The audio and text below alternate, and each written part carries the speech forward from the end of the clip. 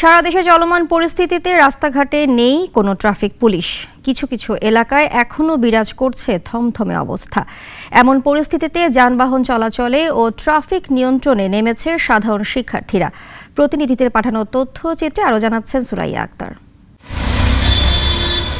শেখ হাসিনার পতনের পর সারা দেশের পরিস্থিতি এখনো থমথমে ও জনমনে কাটেনি আতঙ্ক। এমন পরিস্থিতিতে সড়কে দেখা যায়নি কোনো ট্রাফিক পুলিশকে। তবে সড়কে শৃঙ্খলা ফেরাতে মাঠে দেখা গেছে শিক্ষার্থীদের। রাস্তার মোড়ে মোড়ে দাঁড়িয়ে সড়কের গাড়ি নিয়ন্ত্রণ করছে তারা।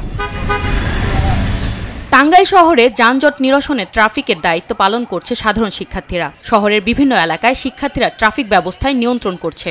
শিক্ষার্থীদের এই কাজে প্রশংসা করছেন পথচারী যাত্রী ও সাধারণ মানুষ। কুমিল্লা নগরীর কান্দিরপাড়, চকবাজার, রাজগঞ্জ, টমছম ব্রিজ সহ বিভিন্ন পয়েন্টে জ্যাম নিয়ন্ত্রণে কাজ করছে শিক্ষার্থীরা জানান, যতক্ষণ ট্রাফিক পুলিশ মোতায়েন না হবে ততক্ষণ পর্যন্ত তারা সড়কে থাকবে।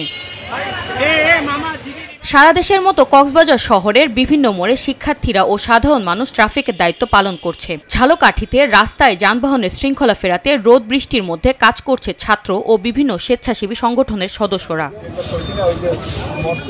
রংপুরেও আনসার সদস্যদের পাশাপাশি শিক্ষার্থীরা ট্রাফিকের দায়িত্ব পালন করছে।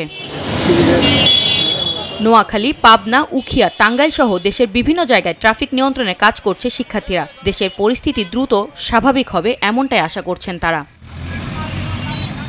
সুরাইয়া আক্তার, নাগরিক।